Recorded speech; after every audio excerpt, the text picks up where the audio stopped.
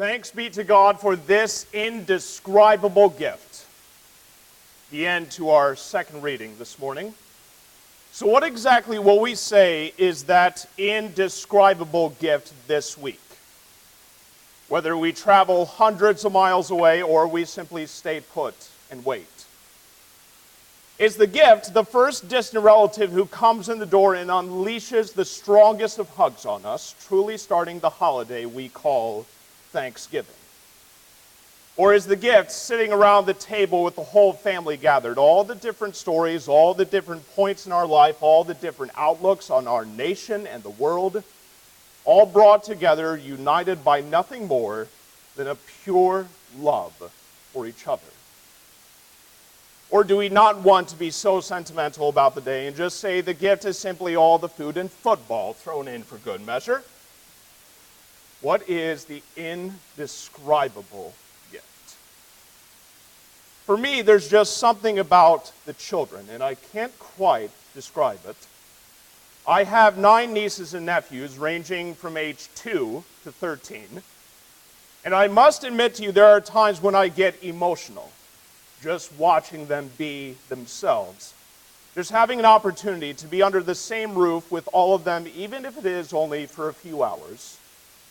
And I can't quite explain why I react that way. Maybe it's because in the church, we tend to use children out of our own selfishness. We want young people singing up front in choirs, coming up in droves to the children's sermon, because they're just so cute. They're so precious. They're so young. They have so much potential to sing, to acolyte, to get confirmed, to give in offerings, to lector, to usher, to be on committees, to be on council, to get married, to have their own children, to keep our church going. They're just so cute. And if anyone steps in the way of any of that happening, God have mercy on that person's soul, because those children provide that essential attraction to new people, including, hopefully, younger families, so that our church as a whole will be just so darn cute. But in the middle of all that obsession is the children, who turn out to be nothing more than a sales pitch, on the same level as the commercials for a certain holiday coming up that's already more than you can bear. So we have to wonder, is it possible that the young people have something much more to offer than we're willing to give them credit for in a church that's run by us so filled with wisdom adults? Is it possible that there's more to the youth than their smiles and standing up in choir formation at the front of a church?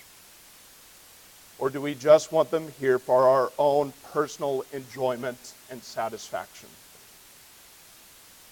What about the youngest of children who watch us with those eyes as wide as the moon, watching our every movement, investigating our every facial expression, dissecting the entirety of our behavior with as wide of eyes as God, who cares about us so much that we will never escape the divine sight?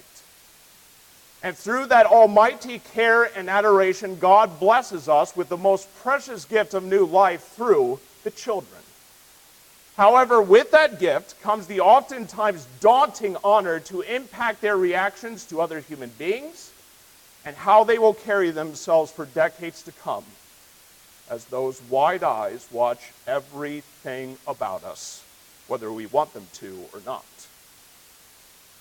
Or how about those loud youth who shout during the song after communion? Or the arrogant, inexperienced pastor who started it all? Shouldn't that be reserved for after church, so that we can ensure worship be quiet and meditative for the entire hour? Couldn't the young people wait just a little while longer, just a few minutes, to be children? Or is it possible they're making us realize how exciting this unbelievably gracious God truly is, how much passion should be going through your entire body that you can no longer keep it to yourself? Is it possible that's what worship was meant to do all the way from the beginning of time?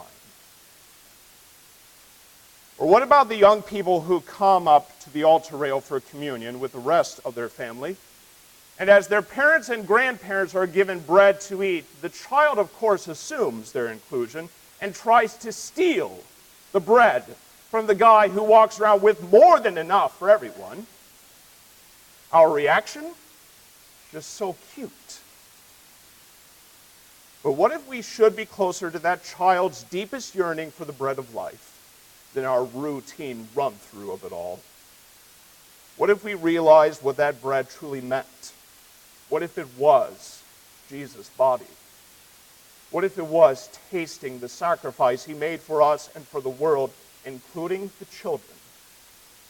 What if it was filling our body with the holy sustenance that ignites our faith for an eternal lifetime to the point it makes us shout at the top of our lungs? Wouldn't we just want to seize it out of whose ever hands with as much determination as grabbing onto life itself? After all, that piece of bread is as indescribable a gift as the children themselves. But we're still a little hesitant to give up on their cuteness. Just as hesitant to allow the possibility that we still have much more to learn about this God, including the sacrament of Holy Communion that we partake on a weekly basis. And we feel like we know, as well as believing, all children are the same cutesy, unfulfilled potential little ones. And they must come to church to make us already did more than our fair share adults happy. So maybe that's why I get emotional each opportunity I have to see my nieces and nephews, to see them outside the realm of the church, to see them as incredibly gifted and talented and loving human beings, to see them not as young people who will at some point contribute to society, but to see them as overwhelming, already wonderful children, young people, servants of God, who teach me so much each and every time I have with them that every decibel of laughter, every ounce of strength from a hug, every minute of conversation is a precious glimpse of the very new life God unleashed on this world through Jesus Christ, and the resurrection that has set us free to live this life not out of adult cynicism, but with the freshest of hope that only the youngest of those among us can teach. And so this week, this Thanksgiving, and all the days that come thereafter, thanks be to God for the indescribable gift of the children of God forevermore. Amen. And so we